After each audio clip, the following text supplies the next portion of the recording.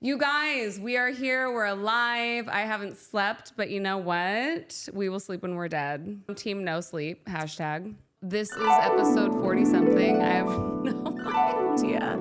But you guys are going to love our guest today. She's incredible.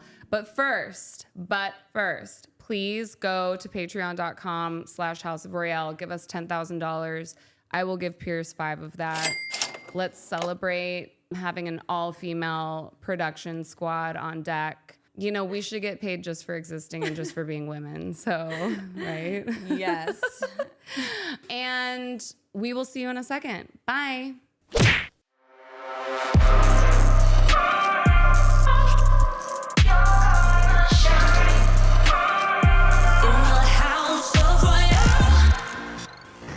And we're back. Let me introduce our guest. She is a guitar player, true musician, singer, songwriter, DJ, performer, artist, just insane. And we're going to play some of her music during this episode for you guys so that you can like comprehend the level of talent. Everyone, please give it up for Pierce. Hi. Wow. Oh my God. That was quite an intro. Thank you. You're welcome. You deserve it. You deserve it. Thank you so much. It's a new world on planet Earth and like women are coming into power. And it's amazing sitting next to a fellow woman who's doing it all on their own, which you are. Yes. Yeah. It's hard, but it's happening more these days and it's getting easier. Yeah. So. Yeah. But my dream, we always do like little manifestations at the end of our episodes. And I always ask the universe to help me build an all-female production team. That's like my dream, you know, a mansion and an all-female production team. Yeah, that would be super badass. I mean, like, yeah, the more that we have the ability to be independent. Yeah. In this day and age, like that's, you know, we can choose the other types of creatives that we want to work with. Yeah. So that's incredible, that type of freedom, you know? For sure. And also like my she's, my theys, and my gays too. Like it doesn't matter how you identify. I'm just trying to stay away from like the tall white man. But I digress. We still love you guys too. It's just you guys have a lot more learning to do because you've been given everything for thousands of years. Period. Y'all got to get your shit together a little bit, but you know. So, Pierce, I want to get into the beginning of your story, how it all began. Your story is crazy. We kind of just talked about it earlier. And yeah, I mean, because right now we are in this era where like everything Y2K is coming back into the forefront. Like, and all of the kids that were superstars on like Disney, Nickelodeon, like they're all coming out with their stories and their documentaries. Oh my God. Girl. Yes. Yeah, quiet on set. Quiet on fucking set. Yes. You know what? I didn't even have that level. Like I wasn't like a Nickelodeon star. Like I wasn't, you know, like an Amanda Bynes. But I had a taste of that world and that industry, you know, as young as 12 years old. Yeah. And I made it to like a legit enough level to already like I already like struggle from some of the things that I experienced at that age, and that it wasn't even at the level of like a kid superstar. Yeah. But I was working in the industry. I had so much pressure on me, and you know, toxic people around me, you know, that just did not have my best interest. And that was on a much smaller scale, and it was still really like, you know, it affected me for sure. Yeah. Well, you guys, it wasn't a small scale, and we're going to get into the whole story. But shout out to all of the artists, okay, who have been signed and then dropped. Because like the survival of that is unmatched. And so first of all, how old were you when you started learning how to play guitar, and how did you know that you had a good voice? Okay, so I started singing. My parents noticed that I was like singing at home along to the TV, just like musicals and songs that would come on TV, and just I believe my parents just kind of had this innocent thought that was like, well, I don't know, she might like singing. Let's give her some singing lessons. I was 4 years old. Wow. And then I ended up I kept doing it. Yeah. My parents kept taking me to my lessons, and then like a couple years later, 5, 6. I got a little guitar from Walmart for Christmas. Wow. I already had, I started piano lessons, started guitar lessons, and I got good quickly. My parents noticed that, and then I'm so grateful. My parents were just really supportive. They kept taking me to my lessons, and I got good at this music thing real quick. Wow. Let me ask you something, because like I'm severe ADHD. Me too, girl. Oh, you are? No. Okay. And you would think, because like I listen to podcasts about ADHD because I'm like, how do I fix my brain? Yeah. And I'm on medication for it too. But for me, I grew up in a dance studio, and I feel like when I was a kid, I was a sponge, and it was really easy to like pick up choreography. Yeah. And I started teaching at 14. When I moved to LA and got signed as an adult, they were like, we want you to wear a tank top and play guitar. And I had to start learning guitar as an adult. And when I tell you, my brain completely shifted and was fully different. Yeah. I feel like kids, do you feel like it was easier for you to pick things up as a child? Okay, well, I will say, first of all, learning guitar sucks. Like actually just... if we're talking specifically about guitar, that is one of the hardest instruments to learn. So it actually sucks to learn it, like when you're a kid or an adult.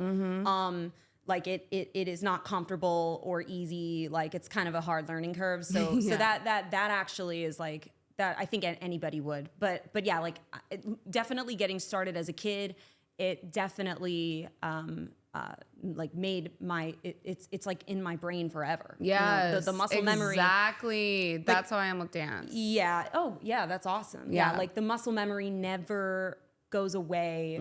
Like, well, for me at least, like as a musician and as a singer and guitar player, just getting started pretty young, that really helped. Yeah. But learning guitar, like I also became a music coach later on, and like, teaching guitar sucks.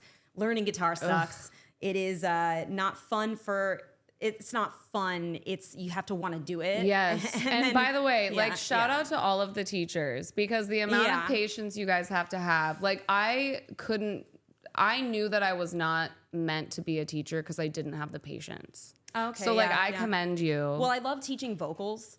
Like really? Yeah. I've been a voice coach for a long time, and that's kind of like what I mostly teach anyway. Yeah. But I have taught guitar too, and it's rough. Yeah, it's kind of rough. Yeah. Okay, so you're a prodigy. You can sing, you can play all these instruments, and then your parents are like, yeah. So my parents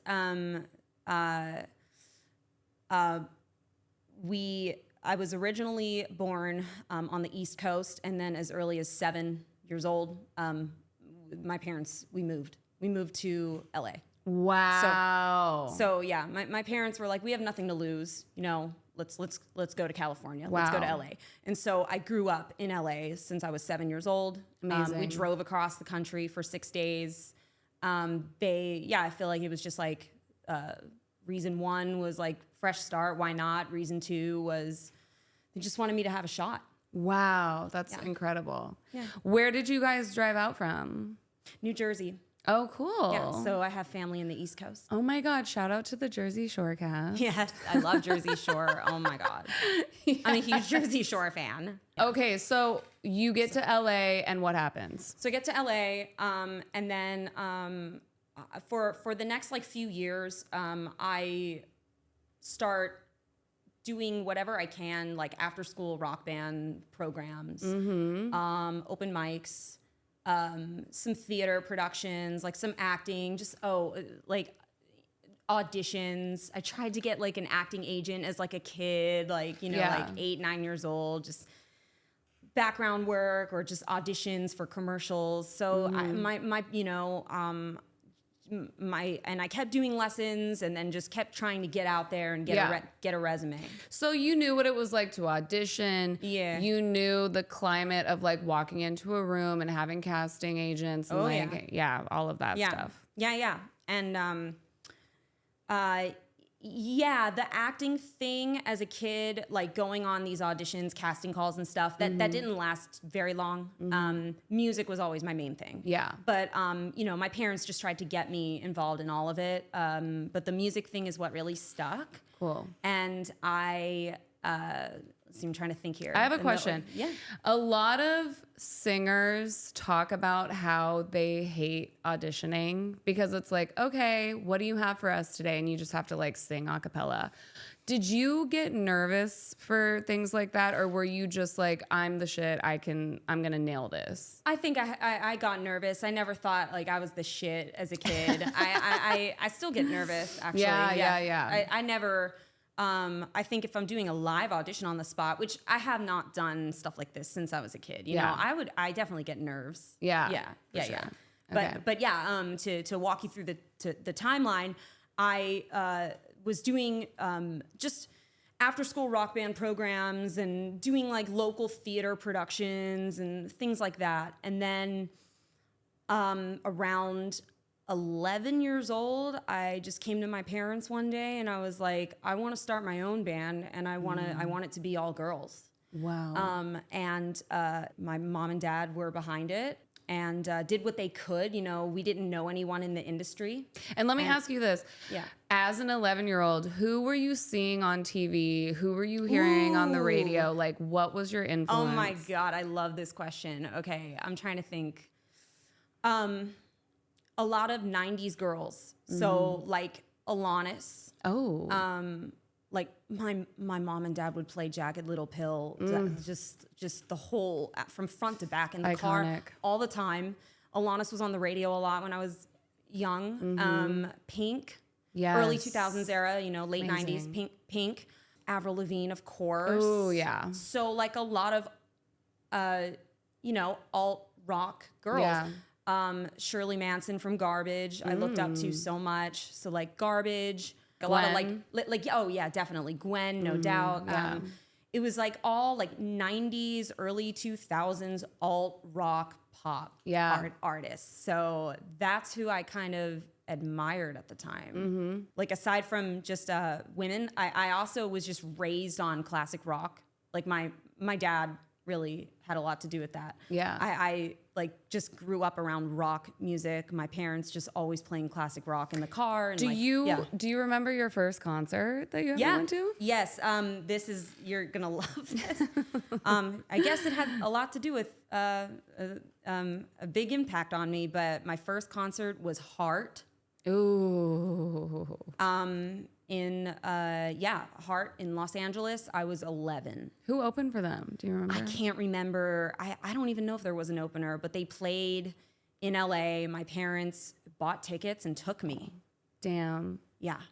And then shout out to Heart. And then my second concert, by the way, is a pretty good follow up. I think the second one was Joan Jett. Ooh. And then I think the third one was Paramore. Oh my God. So hell of a lineup. Yeah.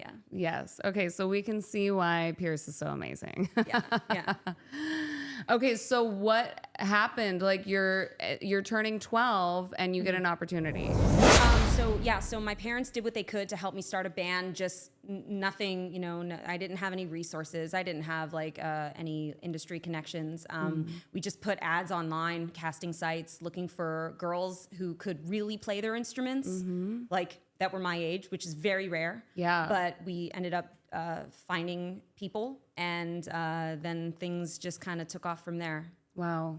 Yeah. Crazy. Yeah. Okay, so you get the band together, and how did you come across the label people? So there's so much. I know there's just so much. But basically, what really was a turning point in the band was getting our manager. So our manager our manager was Samantha Maloney, and she's a female drummer. She's a badass. She was in Hole, Motley Crue, Eagles of Death Metal. She drummed for Peaches.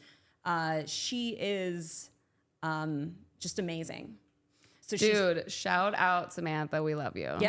Yeah. Samantha was still drumming full time when she met the band, and then put down the drumsticks and became our manager full time. Wow. And quickly, like within a year, we got signed. She shopped us to a bunch of labels. This was around 2011. Wow. And within a year, she shopped us to labels. We got a deal, and she got us on an opening direct support slot with her friend Billy Corgan in the Smashing Pumpkins. Jesus. So, oh my God. yeah, she just kind of. And you're like turning 13. Yeah, and we had to like skip school for like a week or two, like to go on this tour, and everybody at school was like, oh my God, like these people are famous. But that's another thing, like growing up in the Valley, like the school I went to had a bunch of kids like me. Right. Like in TV shows. And oh my God, just like celebrities kids, you know, quiet on set kids, like, like, you know what I mean? Like, or like just Nickelodeon, Disney kids, just kid actors. Just, I went to school with a lot of those, in the Valley in Sherman Oaks.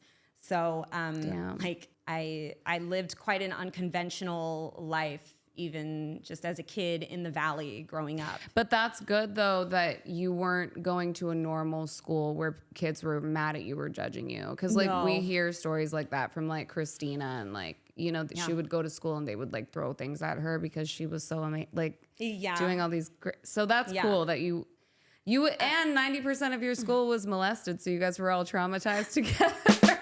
I'm kidding. I'll bleep that out. Don't worry. You're like, we were all 25 by the time we were 12, bitch. Like, no, it's pretty true. Much. It's yeah, true. Okay. I no, seriously, like, this is how desensitized I am. Like, tell me you grew up in the Valley without telling me you grew up in the Valley. I went to middle school with the daughters of the man who Paris Hilton made her sex tape with. Jesus. Yeah.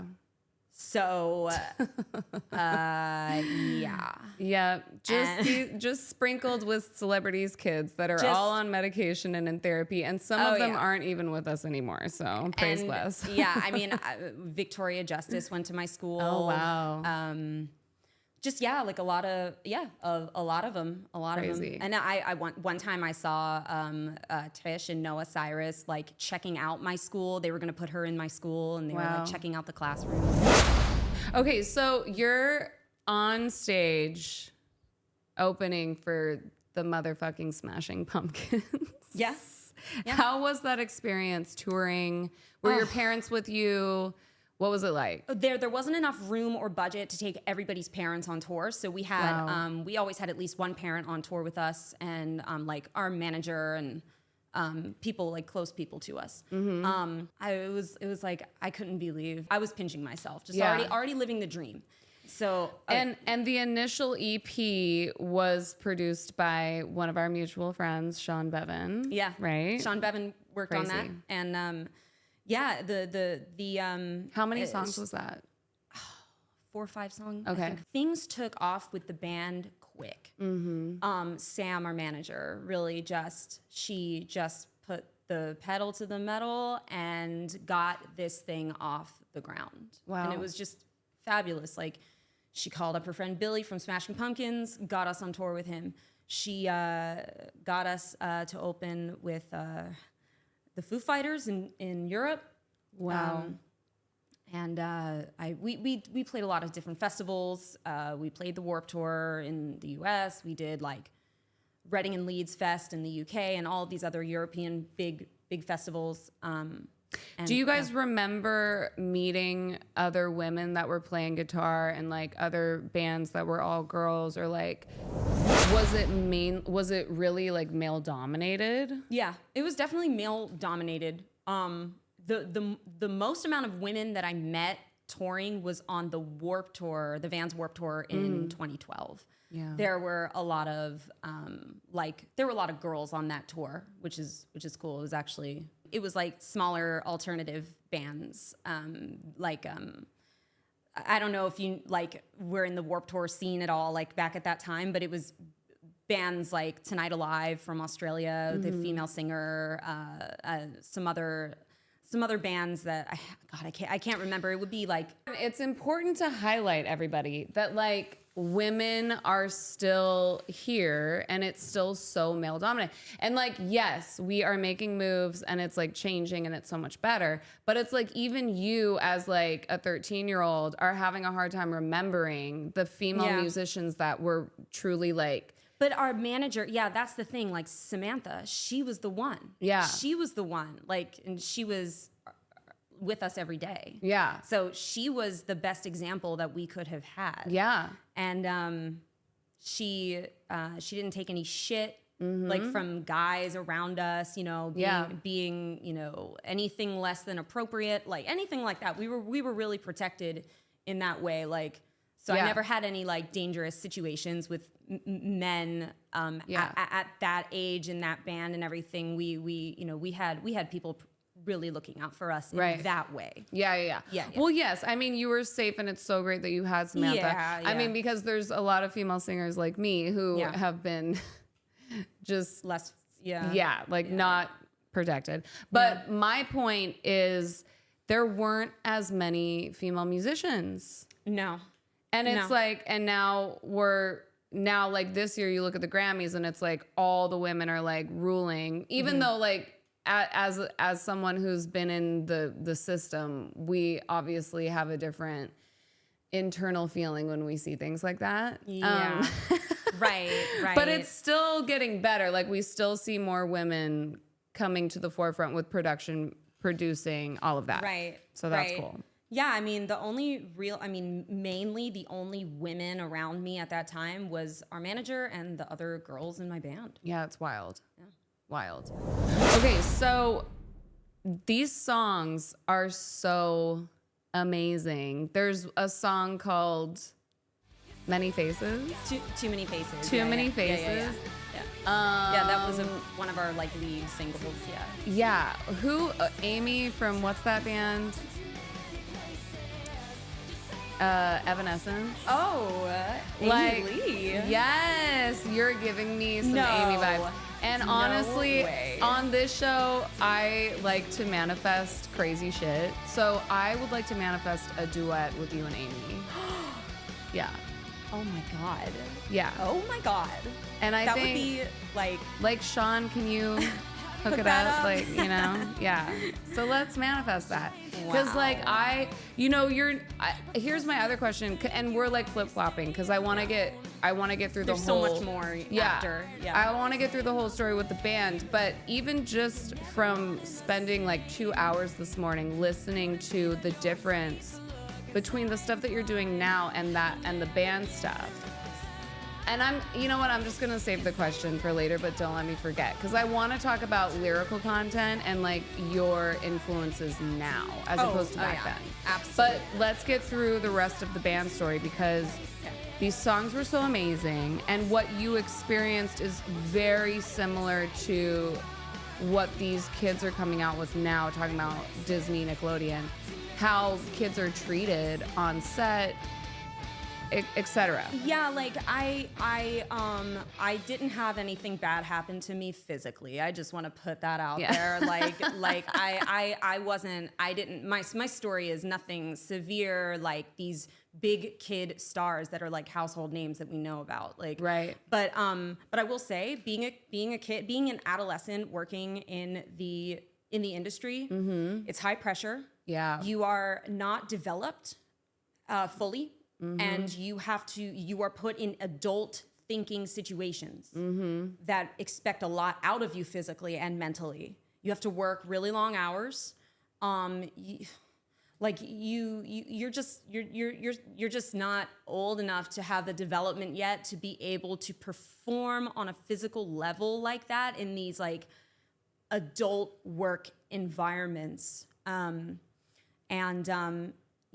There was drama going on internally, like within the band and the families involved and stuff like that. And that's kind of all I'll say about that. But that, no kid should be experiencing that. Yep. Like no kid should be at war with other adults,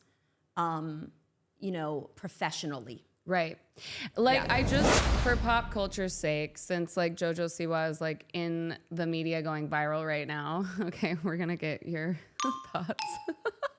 But it's so crazy to me when we're talking about, because I grew up in a dance studio. When I see dance moms, like that's very similar to my life. Oh yeah. My mom was getting her ass handed to her. We had 2,000 students and times that by 2 with the parents. So I already was over it. By the time I was 15, I was exhausted, Same. Exact same age and everything. Right. Yeah. And it's crazy because if it was our parent going, everyone move the fuck out of the way, my kid's number one, which is kind of like what you see with JoJo's mom. Like JoJo's mom really like dedicated her life to bulldozing people out of the way and making sure. And when our parent is actually a good person and we're a good person and we're like, the victim of shit like that. Stage parents, It's fucking sucks because when I look at JoJo, I'm like, well, yeah, of course she made it because she had a Kris Jenner, like, nose to the grindstone. Whereas, like, we didn't have parents that were willing to take it that far. And it's kind of like, it's not worth it at the end of the day. Like, my parents are not narcissists. My parents are not fucking narcissists. I mean, my parents are not living a dream that they never accomplished vicariously through me. Right. Like JoJo Siwa, like I don't really look. I'm not of that generation. That's kind of like I'm too old for that. I don't know much about her, but like just like from what I've seen, like she's so in a bubble. From just, like it's just, she's deeply traumatized. She probably doesn't know it yet, but she's going to feel that. And look, I just want to say like JoJo, just in case I ever interview you someday, like, okay. Yes. Yeah. I relate to the dance studio upbringing. I do. And all of us that were, because I was 3, you were 4 when we started training, and it's, you grow up so effing fast and you don't really have a childhood. And so there is a lot of blindness. And so I do cut her a ton of slack because as you say, it'll probably happen later in life where she looks back and goes, oh my God, what? Okay, now I'm seeing what's going on. You know? Yeah. And I want to give a shout out to Allison Stoner, who does that podcast, Dear Hollywood. I believe that's the name of it. She was a child star on Disney. Great, talented girl. Amazing. Dancer, singer. I watched her in a lot of like Disney shows and movies growing up. Yeah. And now she has her own podcast called Dear Hollywood, and she breaks down the psychological circumstances that go into being exposed to the entertainment industry at every age. So like she breaks down like the age groups. Yeah. Okay, like for example, if you are between the ages of like 4 to 6, this part of your brain hasn't been developed yet. And so therefore, when you're in these types of situations and you're that young on set, this could happen. And this is like the issues that you end up facing later. And like she really breaks down just like the outcome, the psychological outcomes that happen to these kids later in life. Right. And also like what I want to get into with you, because I have gone through, I mean, every artist goes through this every single time a project gets started and then it doesn't come to fruition, and we literally have to heal. And that is why, dear family and friends, that is why so many people throw in the towel and leave LA. And there are some of us who just refuse to motherfucking leave or give up. Like we are still here, still doing the damn thing. And there's so much to be said for that, because it really does rip your soul out of your body when you know the story and you know why something didn't happen. And it's so, and for me, usually it's because of men. But there's nothing that you can do other than heal and then start over. So I want to talk about your transition from being pretty much a child star in such a successful rock band, touring with some of the biggest bands in music history, and then having it fizzle out because of the way it fizzled out, which is so fucked up. And then you having to then look in the mirror and be like, what am I gonna do now? Yes. I have chills. Oh my God. Yeah. A lot of people in my life personally do know my journey. A lot of people who follow me probably don't. So yeah, thanks for letting me share my story on here. Yeah. I will start off by saying this though. Being in the band and having the experience and the opportunity to have a record deal at a young age, go touring all over the world, work with producers, be in the studio, red carpets, just so many incredible experiences and opportunities. Yeah. I'm extremely grateful. Yes. Even though things were not entirely pretty behind the scenes, it was the things I benefited from it shaped me into who I am, and it's the reason why I ended up taking such a unique path afterwards. Yes. So I had a really unconventional beginning that's not common. I started out with a big machine pushing me and the group that I was in, and my first real experience in the industry was something that people work like 10 to 15 years or more to achieve. A major label deal. Oh my God. You know, it's something people work their whole lives for. Yeah.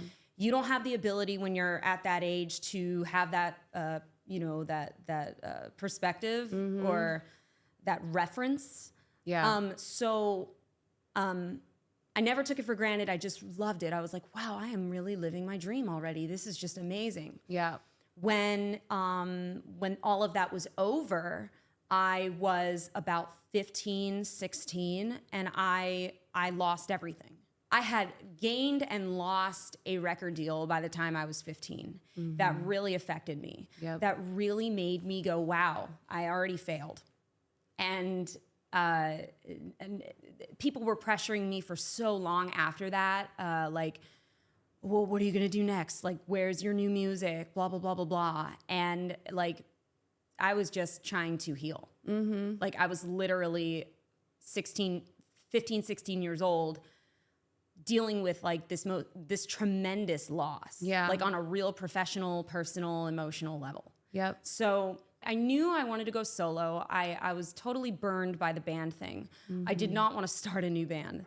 That was the last thing I wanted to do. Yeah. I've never joined a band since then. Like I don't have any interest in being in a group. And I started writing some demos. I started teaming up with just like different producers that I knew that were just friends, just collaborating. Not much really came of it because I was still just figuring out my sound and self-doubt, just like I had, you know, a very gray, cloudy period of time after that. Yeah.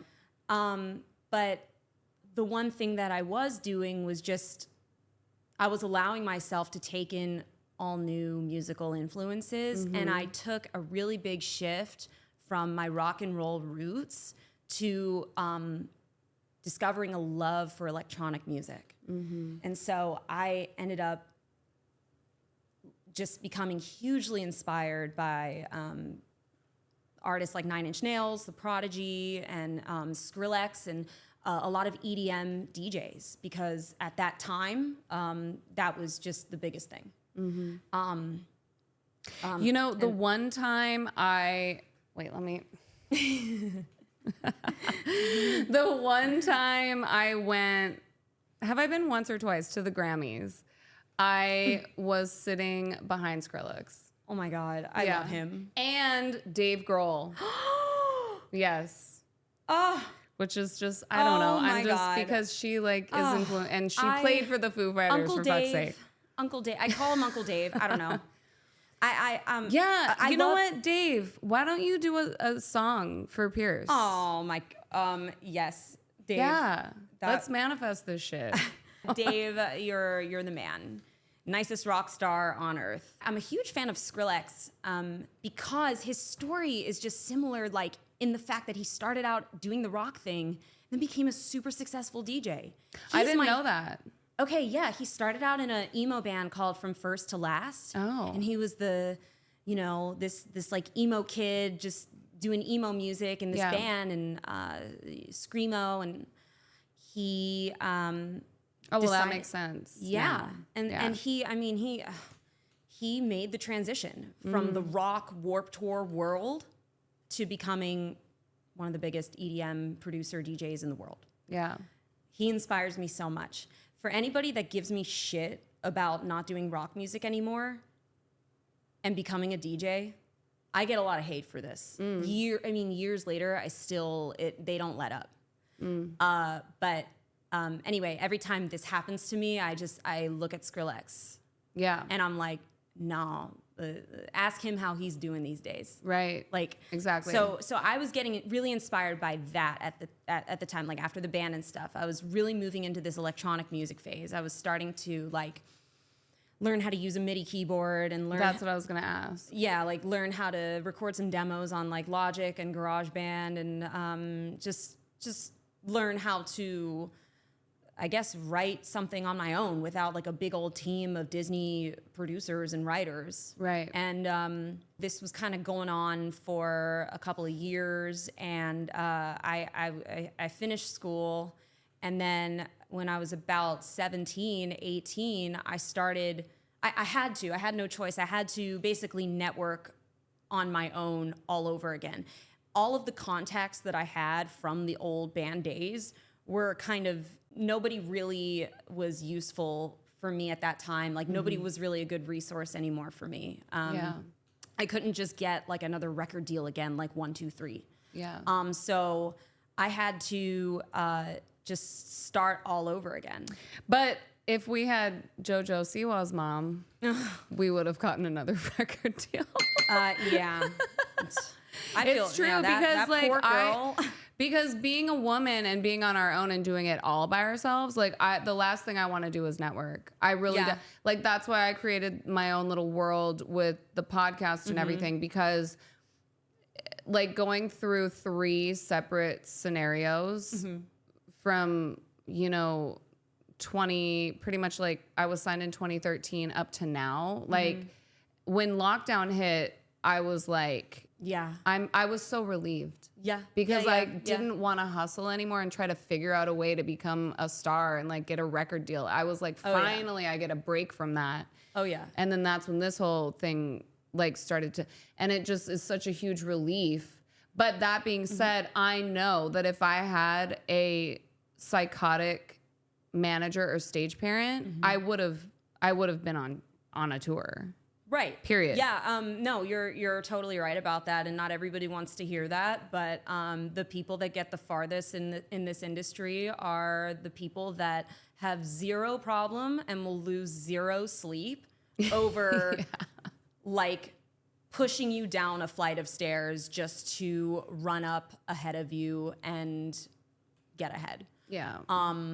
Or shoving you in front of a bus, like Which, Regina George style. Yes, because what's happening right now on YouTube is all these podcasters that are like dissecting all of like the people that are a part of like whatever Illuminati shit or whatever, like, and I'll bleep these names out, but like literally ending careers to stay on top. And at first you just think, there's no way. Like, how do they have that much power? And then these podcasters now are like breaking it the fuck down and really showing us. And the reason why I'm like swimming down this river right now is because hearing your voice on those records, like it's just undeniable, like how amazing you were. And so for me, if I were Disney, I would be like, okay, well, we're gonna just do a single for her and see how it does. I'm so glad you brought this up, and I this is the next thing I wanted to share.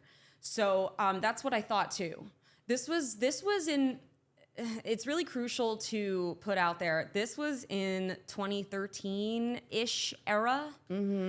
At this time, the label still pretty much kind of ruled everything. It wasn't just easy to be a #1 artist independently. That really wasn't happening yet. That Macklemore just had the thrift shop thing happen, and that was unprecedented. And anyway, 2013 era. A man. Like with a whole team. But a I white digress. rapper who won Best New Artist. Remember, or I don't know if you know this, Macklemore, like the year he won Best New Artist at the Grammys, or it was either Best New Artist or it was Best like hip hop, Best Hip Hop or like Best Rap. Okay, he won, and all the nominees were like Kendrick Lamar and like Jay-Z and like all these dudes, all these like all of these real like Illuminati, like rap dudes in hip hop. And Macklemore like won in the category. I can't remember what category it was. I think it was a hip hop category, but he won, and he like it was unbelievable. It was unbelievable. Like he snagged the award. But anyway, that's a whole. Well, great for another tall white man just winning the game. Yeah, I know. And but I get what you're saying. The point I'm trying to make here is that at this time, the label still ruled everything. It wasn't really easy to be a DIY artist like it is now. This was just over 10 years ago, so it was way different now. So I actually, after the band thing was over, I thought, okay, well, I need another record deal again. Like I want to be a solo artist. I need another record deal, and I didn't know anything else because that's all I knew. I didn't start out like going through life normally and working for years and years and years just to get this privileged opportunity. I had it happen to me right away, so I had no concept at all. Post Cherri Bomb, no concept of even how to be an independent artist. And that's what actually really like made me stuck for like several years. Yeah. I was in a bubble, and I had no idea. I had nobody sit me down actually and go, hey, you got to get out of that, like, I need a label thinking. You need to get out of that because that's kind of becoming obsolete. Now artists are really just like able to do it DIY. No one really sat me down at 16 in a way for me to be able to understand and go, these are the steps you need to take. And that's what like blows my mind. Because I know. There should have been at least 10 people that sat you down and did that with you, And I look back and I think the same effing thing. I'm just like, where was everyone? Yeah. Like I think there were people in my life that did do some helpful things like at that time. I did have good industry friends at that time that, for example, they would hook me up with someone to collaborate with or like a producer or something like that. I had some favors that were done by friends of mine who wanted to genuinely help me, but I needed a mentor at that time, like to really walk me through, like take me under their wing. I didn't know the business steps at 16 years old to get a full-blown music artist career off the ground. I was just gonna say, what about Samantha? Like Samantha was working. She stopped being a manager at that point. She actually ended up becoming vice president of A&R at Warner Brothers. She actually heard my demos at that time. I did reach out to her at this time to see what she could do to help. She said that I needed more development, and the songs weren't ready for a major label. But she was working on a Stevie Nicks record and was just way too busy. Yeah. Total respect to Samantha, if you're watching, shout out.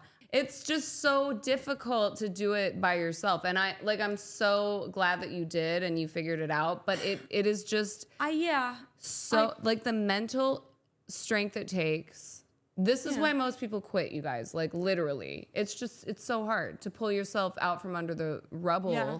Now we have millions of kids on TikTok going, hey guys, this is how much it costs to be an indie artist. Like kids are just breaking it the fuck down now for people. Yeah. So now it's like, we don't have to say shit because like everyone's telling you guys how hard this shit is. Whereas like back then, no one knew.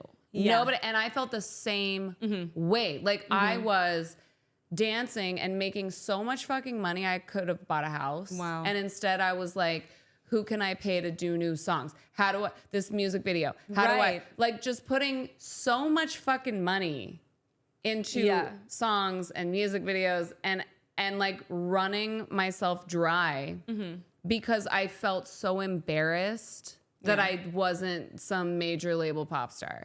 Yeah, and this is like where I after all of that being said, it's really the only answer these days is to learn how to do this shit yourself. Period. Like, I mean, like you, to even set this up right here in the studio, you had to learn how to set up this lighting. You had to learn the equipment you needed. You had to learn OBS. You had to learn, you know, how to mix audio. It's just like, obviously, you're the only one doing it. Well, and what's so crazy is that every time, I mean, even when I went to Guitar Center and I was like trying to put the pieces together on how to like set this shit up, no one could fucking tell me how. Even on YouTube University. Oh, yeah.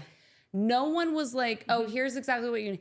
Like, there's so many breakdowns of like a podcast setup, but like, when I started shooting at an outside studio, I started the podcast maybe 8 months ago. And I was like, wait, this is the setup I want. How the fuck do I do this? Yeah. But when I tell you, it wasn't a human.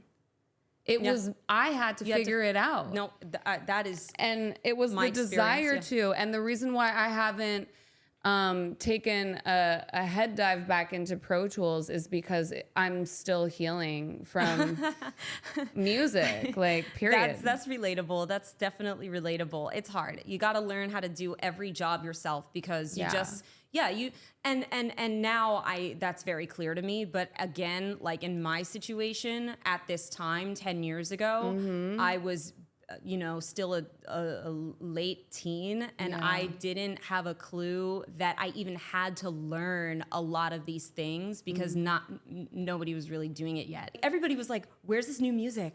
Is it like, you know, and I guess now I'm like, damn, that was crazy unrealistic that like a 16-year-old could like figure out how to do all this like marketing and like planning to really get a career off the ground, a solo career off the ground. Like I did what I could, you know, like I did everything I could, but it wasn't until like really these last few years that I really like started wrapping my brain around the DIY artist thing.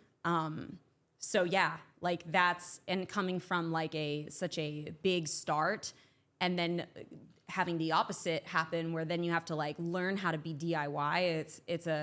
It was a very interesting transition. So let's get into the transition. Yeah. Because there is such a huge difference between the two sounds, obviously, which is beautiful because you're being true to you and you're like, I'm a woman, I'm a DJ, I'm producing now. Lyrical content, the Valley Girl, this bitch. Yeah. Where does the inspiration come from now after having gone through all of that? Okay, so I'll start by saying that I have an amazing collaborator on my music. His name is JPEG, and he's actually a DJ with me at Bar Sinister and a bunch of other events that I DJ at. Cool. He's like my creative partner, my co-DJ, he's my co-producer. He makes my music with me. We're a great team. I do a lot of things that I'm really good at. Like I track vocals like it's nothing. I self-record myself. I'm really quick at recording vocals. I'm really quick at editing vocals, really quick at like Melodyne. Vocal production is really like my strong suit. Sometimes I've made beats from scratch. Me and JPEG, like we work on beats together too. And JPEG, his strong suit is that he helps me like with a lot of production elements in like the mixing. I really want to give him a lot of credit. He saw what I have about me that not a lot of people have is, even though I'm a Valley girl, I'm not a stereotypical Valley girl that you see on TV or like mainstream media. I live an unconventional lifestyle. I'm an alternative person who is from the Valley, and I kind of culturally inherit like both things from those different like cultures, subcultures, so to speak. Like together, he was like, you should really start singing about like being from the Valley. Like you really need to represent the people that are not being represented, that are like Valley girls, Valley boys, whatever, people from the Valley who are not like privileged and like rich and just sipping on their, you know, like $20 latte and like wearing their Lululemons and just like living in a little, you know, like sheltered world. I live a pretty non-conventional lifestyle. And that was my first thought when I was listening to is it called Valley Girl? The song is called Valley Girl Dreamin'. Oh yeah, and Valley Girl Dreamin'. And I was like, yeah, this is a fresh take because she is alternative. My friend Susie was like gonna write a show called The Valley Vampires. Oh, and awesome, she's like super alternative, like Suicide Girl tattoos. And that was like her messaging too with it is like, there's a whole other Valley Girl. Yes. Oh my God. Concept. Shout out to all my Valley Goths out there. Yes. I know you exist. I know you're out there. Yeah. That term may trigger some of you out there. It should be a t-shirt. What's a Valley Goth? Well, I'll tell you. Valley Goth is it can be an aesthetic. It can be like an attitude. It can be a geographical reference, so to speak. Like if you're a goth and you live or you're from the valley, you're a Valley Goth. But to me, it's just representing all the alternative people that also are proud to be from this historical region in LA. Growing up in the valley shaped me. Growing up in the industry just shaped me into who I am. I have lived like multiple adult lifetimes already, being a kid in the industry, being around other industry kids, you know, it's like, and it's the same thing with the Barbie movie. It's like not every Barbie is white with blonde hair. Like Barbie can be any size, shape, color, ethnicity. Yeah. So, and like, this is like the era we're living in is like, we're gonna erase the old narrative, y'all, because it's just gross. Like we're gonna like, we're rewriting the script for everything now. And just like, and then like women coming into power is crazy. And it's also like, even though I don't want to work with men, I'm glad that you have found one. Yeah, no, JPEG, I will say like, I've worked with other men, like whatever cisgender white men, typical, like, you know, whatever comes to mind when you think of a typical man. And I've worked with men. I haven't worked with a lot of women because it's rare, you know. But like working with JPEG is totally different. Yeah. He's a genre bender. He is like a trend setter in our scene. Like I said, he DJs at Bar Sinister as well. He's been one of the resident DJs. I don't even know exactly how long, but at least like 7-8 years. He's also a great producer, amazing DJ. He produces a lot of like the parties and the events that I DJ at in the scene. And at those parties, we're pushing the culture forward. So like, me and him, I guess we just really have this vision of pushing our culture forward in Hollywood. I have a question. Yeah. How do you guys feel about the new Charlie XCX Von Dutch song? It's like giving hyperpop EDM club. Okay. And like she's been in all the clubs, like obviously. But the reason why I bring up Charlie is because she has always really been like, no, fuck the genre of pop. Like I'm gonna take pop and just like throw black paint all over it, or like she's just good at like kind of being rebellious and like trying to come up with a new sound, which is how I felt when I was listening to Valley Girl Dreamin'. Valley Girl Dreamin'. Thank you. Yeah, I think like I've been a fan of Charlie XCX. Like some of her work, I'm actually a fan of, and definitely she has her own place in pop, a very unique role in pop music, and I think a lot of artists try to be a lot like her too, like this hyper pop thing, and like a lot of copycats of her. But it was very taboo when I stopped being a rock artist and went into this electronic pop like world, and it was blasphemous for me to go from being a rock artist to a DJ. Wow. Like it terrified people. I mean, it was like blasphemous. I have had people not approve of that change. Yeah. It's only an extension of my self-expression. Yeah, it's your journey. Are there any female DJs that you're into? She's a producer DJ. Her name is Whipped Cream. Yeah. And she's she's really, really good. Oh, Sean says hello. Oh, awesome. Hey, Sean. Whipped Cream. Yeah. So the Duchess has done a few songs with her, and the Duchess, aka Kendra, did the theme song for this show. And this show has like a $50,000 music video that Valerie Young and Jason Young choreographed. Valerie's doing Madonna's tour now, but House of Royale is an actual song that Kendra produced, and she's been working very closely with Whipped Cream. And it's so crazy because like when I met Kendra, she was like a student at Icon Collective, and then immediately like got signed and was like touring with Whipped Cream. Wow, that's crazy. amazing. Yeah. Glad to see more really amazing female producer DJs out there killing it. It's pretty cool. Okay, so Whipped Cream and 2 more that we can name drop. What about Rez or something? Yeah, Rez is good. Okay. Yeah, Rez is good. I like Alice in Wonderland. Okay. It's like when I think of women that really have inspired me, it's mostly been like rock and pop artists. Like it's like I'm still doing my research honestly in the DJ world of the women that I take a liking to actually. Yeah. Maybe we should put together a photo shoot with like 10 female DJs in LA. And have you guys all do like a photo shoot together, like a write up for like some magazine out here. That would be really cool. Yeah. Nice. Just manifesting that. Yeah. Okay, so let's do a tarot card pull, and then we're gonna do final message, and you're gonna manifest what you want.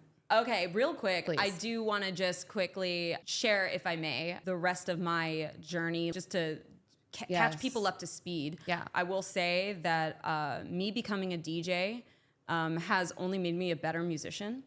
I approach music a lot better now, like on a production level, on a songwriting level. Yeah. I just want to give a shout out to Bar Sinister. I want to give a shout out to Club 01, which is the party brand that JPEG has. Under that brand, we do Doom and Boom at Beetle House in Hollywood. Nice. I just want to give a big shout out to everybody in my scene, in the Hollywood, LA underground alternative scene that has shown me so much love and support these last few years since I made this transition to becoming a DJ.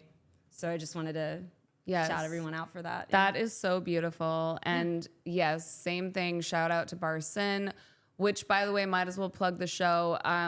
Doing a show at Barson on the 27th. If you guys, please just come. Just show up. Just be there. I'll be DJing that night too. You will? Yeah. Perfect. Yeah. Yes, I'll be okay. there. Yeah. Yes. And we have Ricky Rebel. We have Tori K, TK. Mila, who's also going to be DJing, and a live painter, apparently, fun. That Ricky like added on to the lineup. But yeah, I would love for you guys to come to that show. And absolutely, it's just beautiful when people step forward and they're like, no, you know what? I'm actually going to help you and put you on.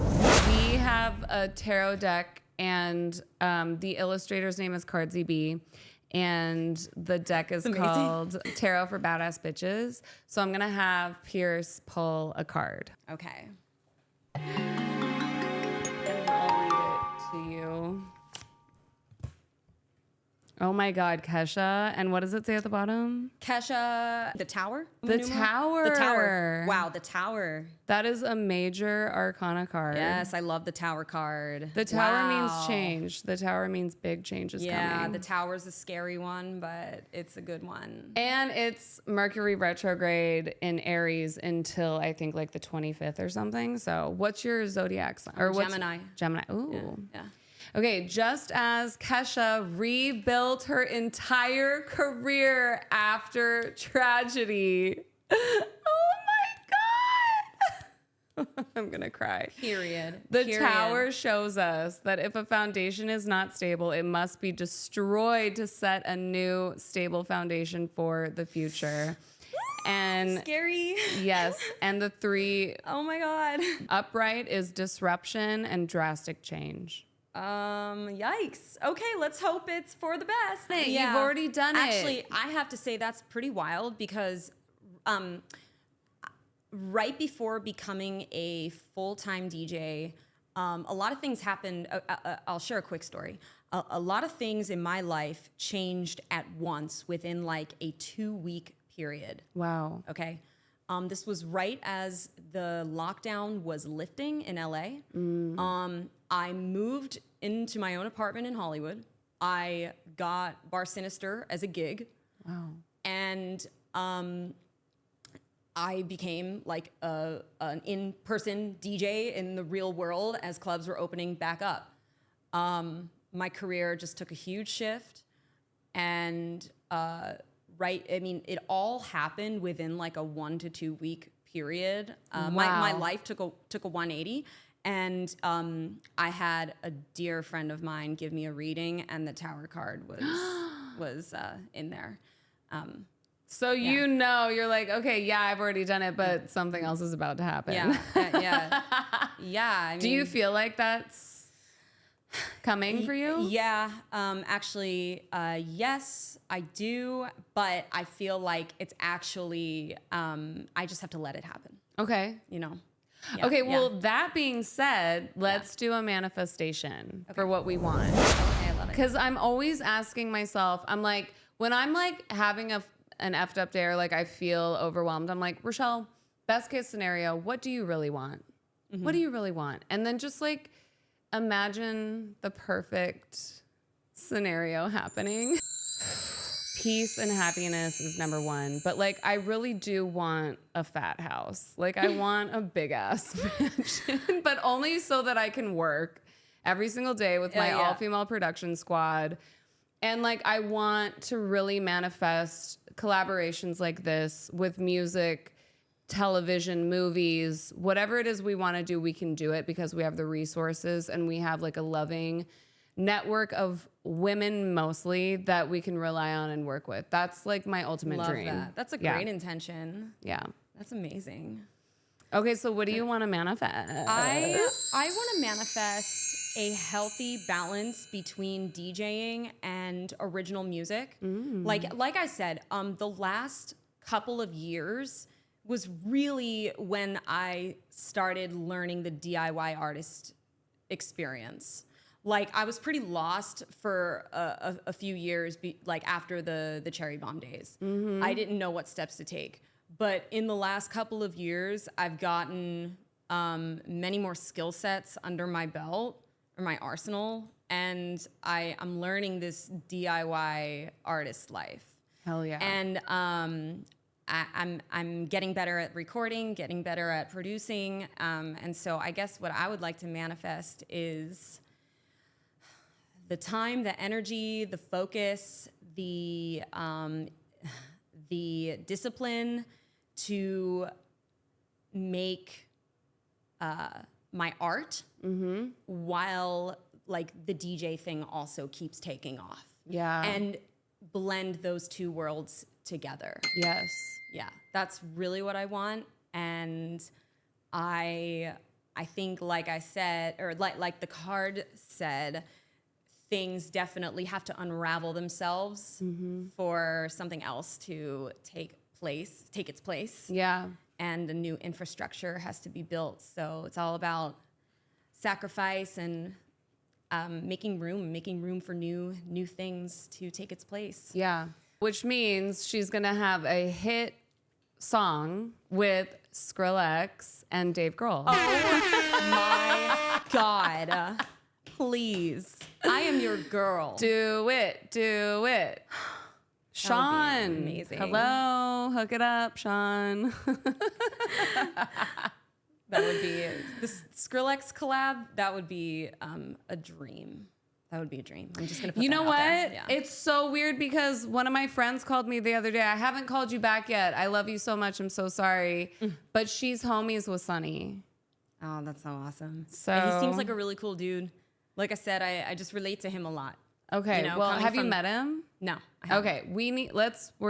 They're gonna meet like this coming month. That'd be oh. Yeah. I like it. You're Why bold. not? You're bold with the intentions. I Why like not? it. I felt that. You Okay, told good. the universe who's boss just now. Hell yeah. We're doing it. Thank you.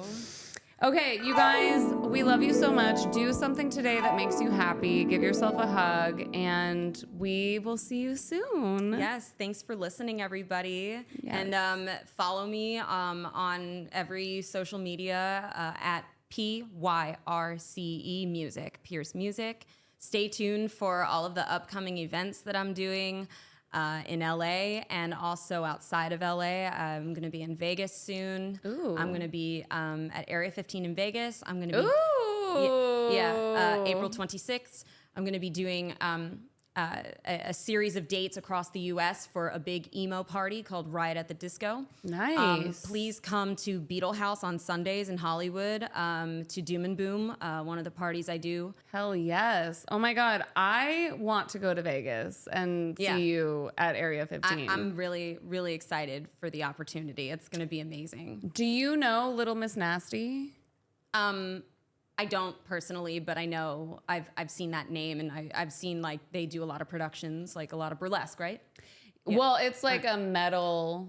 It's like rock metal. I do know. Sorry, yeah, I do know. Yeah, I've heard of that show. So Yes, Gina is the owner of Little Miss Nasty. She did the pod. That's another collab situation. Yeah, I would love to meet. Because they perform at Area 15 a lot. Oh, cool. So yeah, I'm sure you guys will meet at some point. But her name is Gina. Okay, awesome. Yes. Very good. Yeah.